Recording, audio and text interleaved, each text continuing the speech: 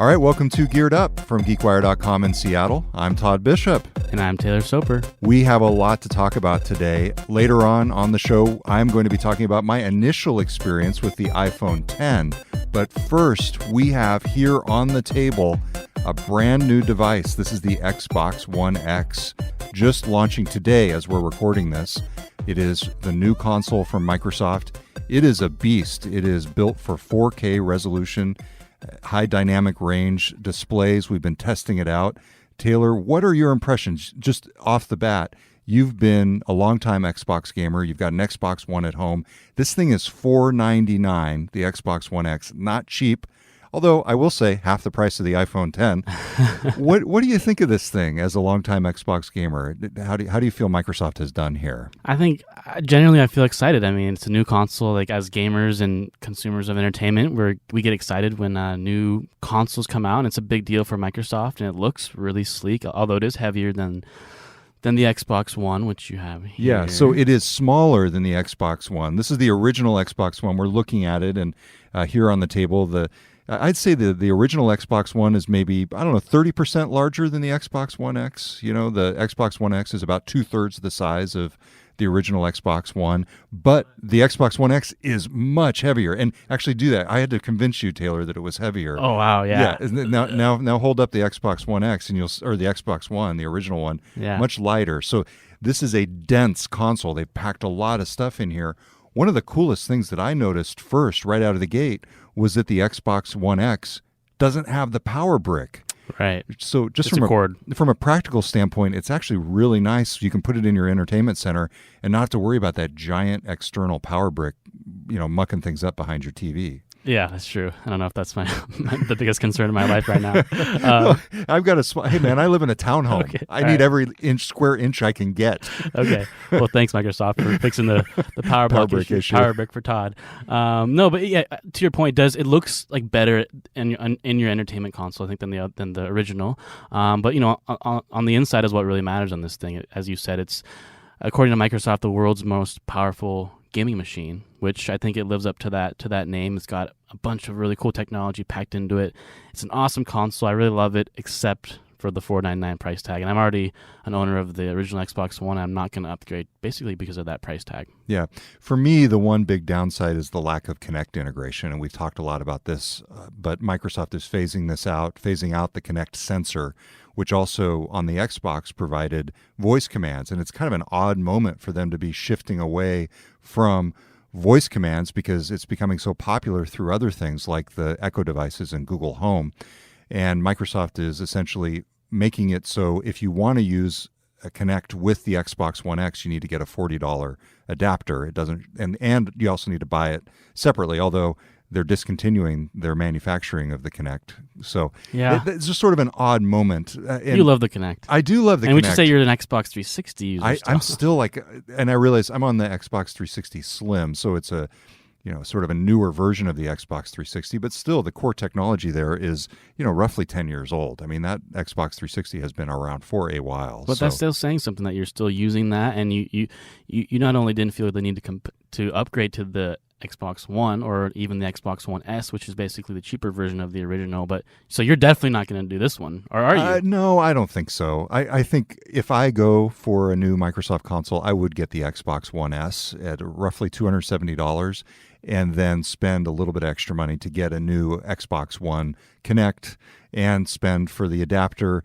My problem is I need to look at the games. We really love Kinect Party on the Xbox 360, and that last time I checked, when the Xbox One first came out, had not yet been offered for the Xbox One. Power bricks and Kinect Party. Yeah, exactly. Hey, man, I'm living in 2007, apparently. That's okay. You do have a daughter who loves the Kinect as well, which is a good point. I mean, I think the Kinect is not quite dead. I think we might see something else, but you're right. It doesn't come with it, and it's kind of annoying.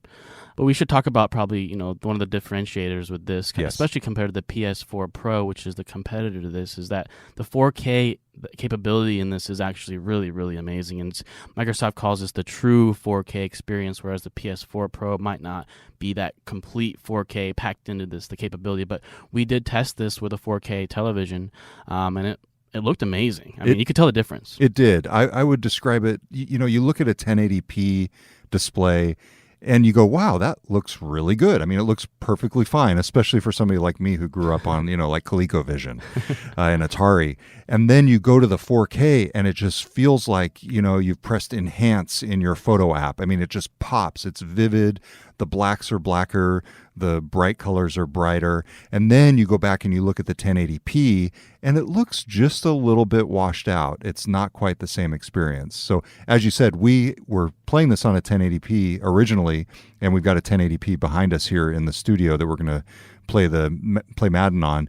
But we actually went out and bought a 4K TV just to make sure that we were experiencing it in its full glory. Here's the question, though. Even after experiencing it in 4K, do you think it's worth the upgrade? And I'm thinking of the scenario of somebody who has an Xbox 360 and a 1080p at home, or an Xbox One and a 1080p like TV me. at home. Do you go out? Do you buy the 4K TV and the $500 Xbox One X? It seems like a stretch to me. Yeah, I mean, bottom line, if you're a pretty hardcore gamer and these visuals make a difference for you, which I think they do for a lot of gamers that they want the best. If you want the best that's out there right now, you can probably pony up $500 and buy this machine.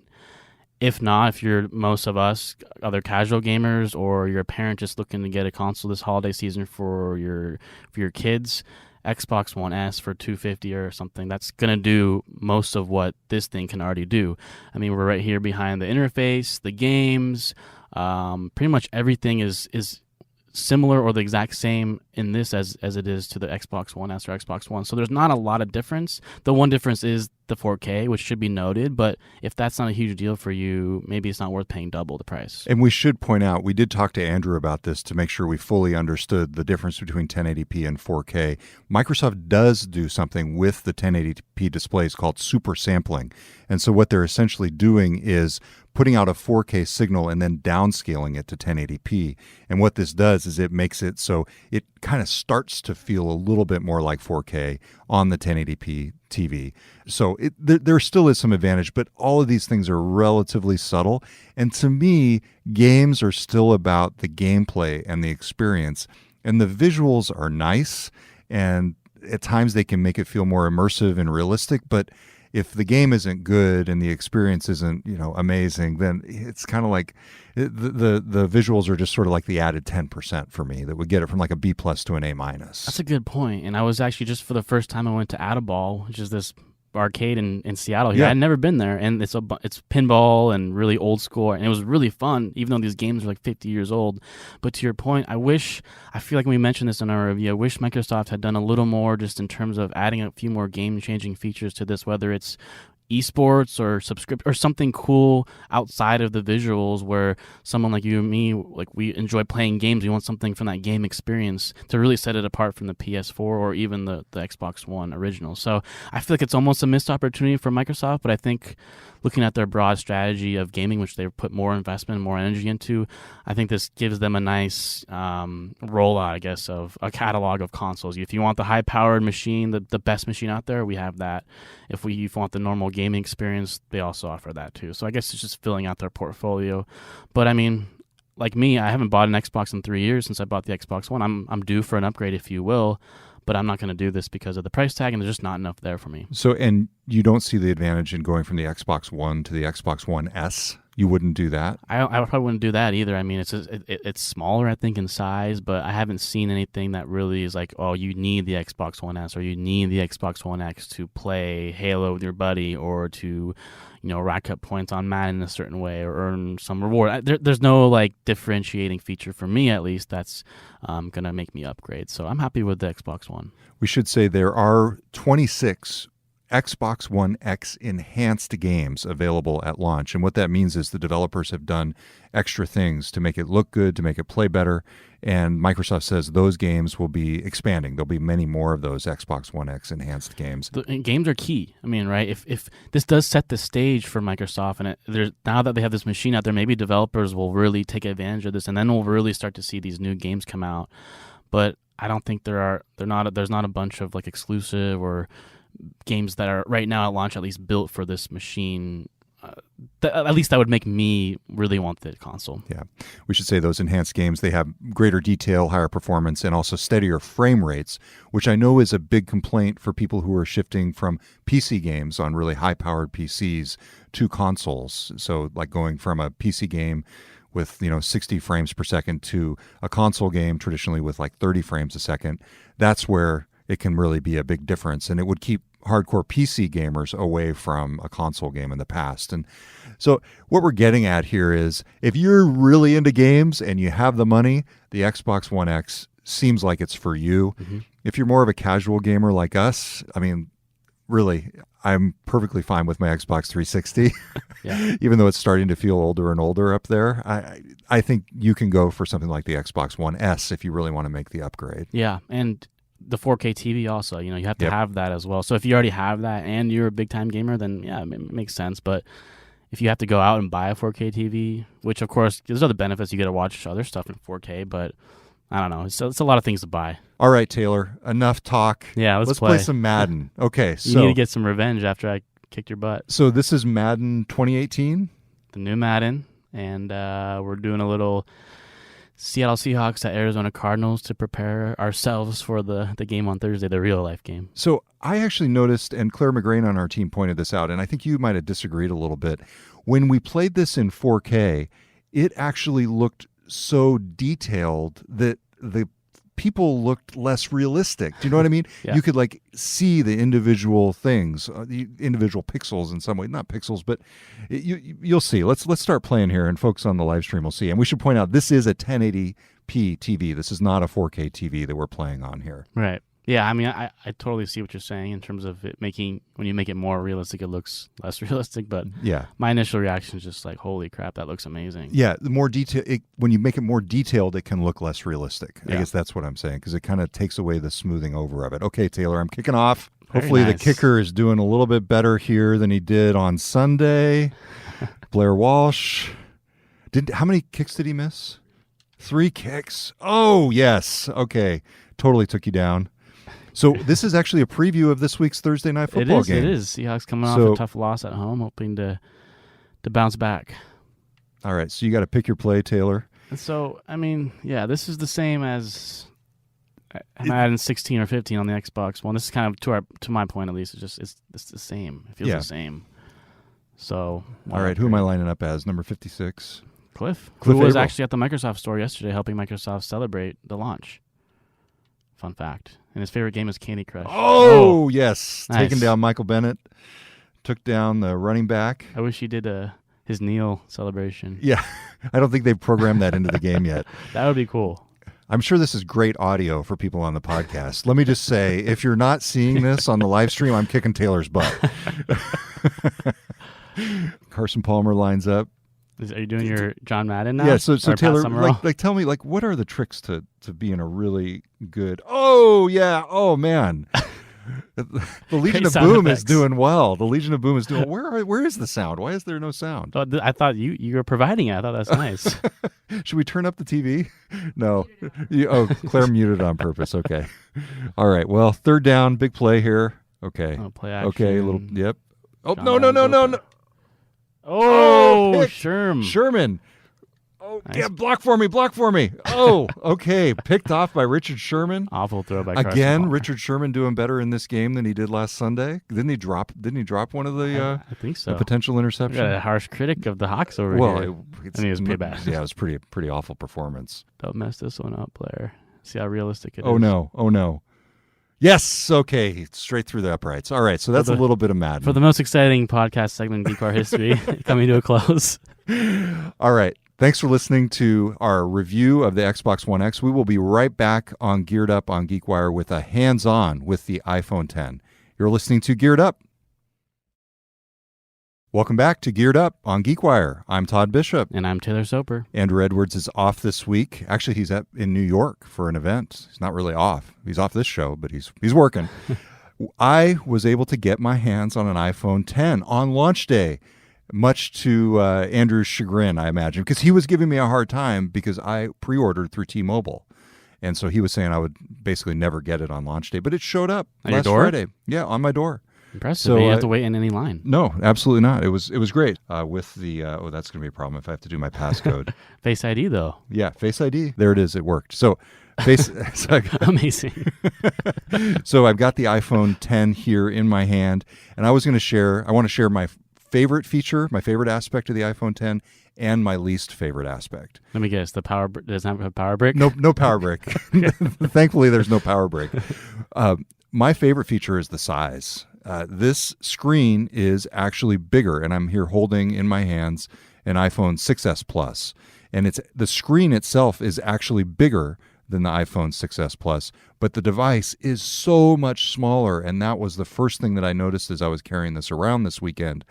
Because I was carrying an iPhone 6s Plus before, and it is just remarkable. I feel the ability to no longer feel like you're carrying a small tablet in your pocket is very significant. I mean, there would be times when I would sit down and it would be like, like this thing in the front of your pocket that was just like not flexible, and it was not fun. And I'm sure folks who have large phones, can empathize with what I'm talking about there. But the screen is larger, and of course, this is because the bezels have been significantly shrunk. So that clearly, to me, is the main reason. If you want a device that'll get you portrait mode, the ability to have a really cool picture with the background blurred out, and all the other features that you would usually get, for example, in the iPhone 8 Plus or the iPhone 7 Plus, or the iPhone 6s Plus.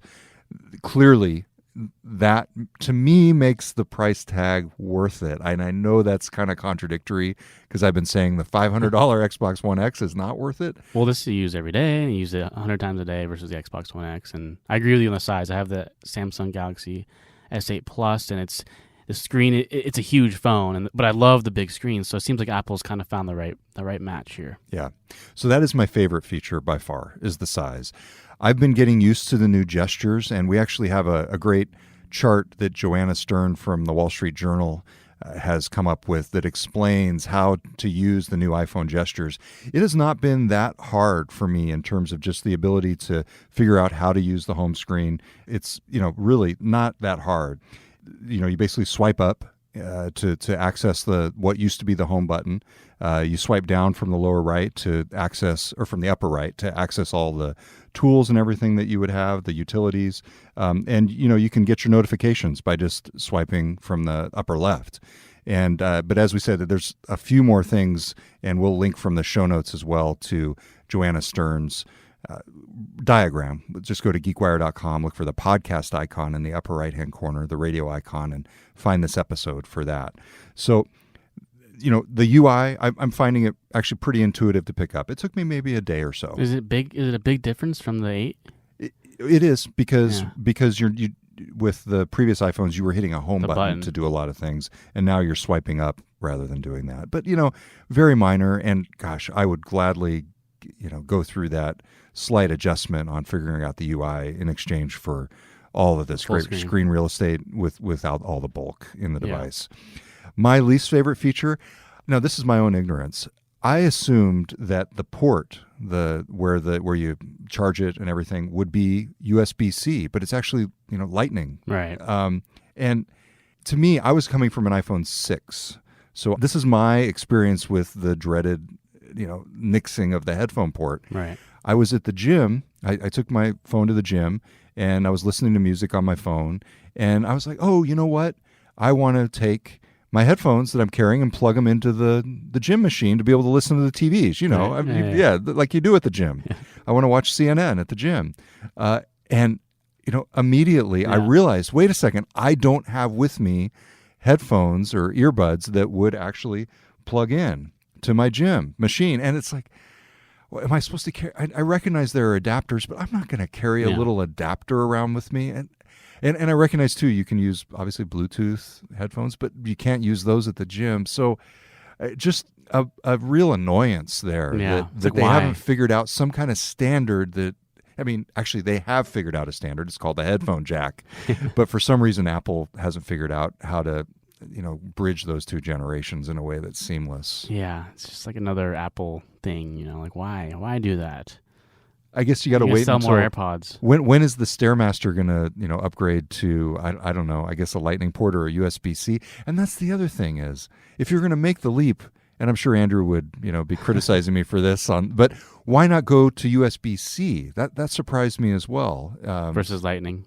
Yeah. Exactly. So those are my just basic thoughts on the iPhone 10. Overall, though, very glad that I got it. Faster, more powerful. How's the battery life? Oh my God. Well, so for now, much better. Good. For now, it's amazing. I was literally carrying around a external battery pack with my iPhone 6s Plus. Yeah. So Face ID works. I was going to say, does that work? Yeah, you can see it working here. It's like you can get a little test of it here. I mean, it's just like immediate. See how it just recognizes me immediately. The unlock is when it does it, and then you just swipe it up. So if you can afford it and you're on an older generation iPhone, I highly recommend the iPhone 10 so far based on my usage. So, there you go. Endorsed by Todd Bishop. And what about you? Are you still happy with the Galaxy? I've been Android since day one. I think, as I brought up on my Geared Up debut a couple weeks ago. Very happy with the Samsung Galaxy S8 Plus, basically the equivalent to the iPhone 8 Plus for Android. The best phone I've ever owned. I think Ben Gilbert, a local guy in the startup system here in Seattle, said the iPhone 10 was the best device he's ever owned or ever seen. I think that's a stretch. That was a little bit of a hyperbole, I think, but I have similar feelings with my phone. I mean, the screen's amazing, it's fast, battery life's good, and the thing is, with these devices, we're using them so much that we kind of demand these things. So when they really improve, it becomes clear to us that wow, this technology is really, really awesome. So yeah, and it's such an integral part of our lives, as you're saying. All right, so that is a quick take on the positive, the biggest positive, and the biggest negative that I've experienced so far with the iPhone 10. Yeah. Be sure to check out all of our coverage of the iPhone 10, the Xbox One X, everything else at geekwire.com. You can check out all the past Geared Up episodes at geekwire.com/gearedup. And you can follow Taylor Soper's sports tech coverage at geekwire.com/sports. What's cooking in the sports world this week? Well, the big news today was Intel signed a deal with the NBA to do more VR. So the NBA already had a deal with another company called NextVR. Now they're adding another company. So it's interesting to see the NBA kind of test the waters with watching games in VR, which I don't think is quite good enough yet for me to opt for that medium versus just watching on TV, but we'll see. I'll give it a test and stay tuned for my review. Awesome. All right. Until next time, I'm Todd Bishop. And I'm Taylor Soper. You're listening to Geared Up on GeekWire. Thanks for listening to Geared Up, the weekly tech and gadget podcast. Check out more of Andrew's reviews at youtube.com/gearlive and follow all of our coverage at geekwire.com.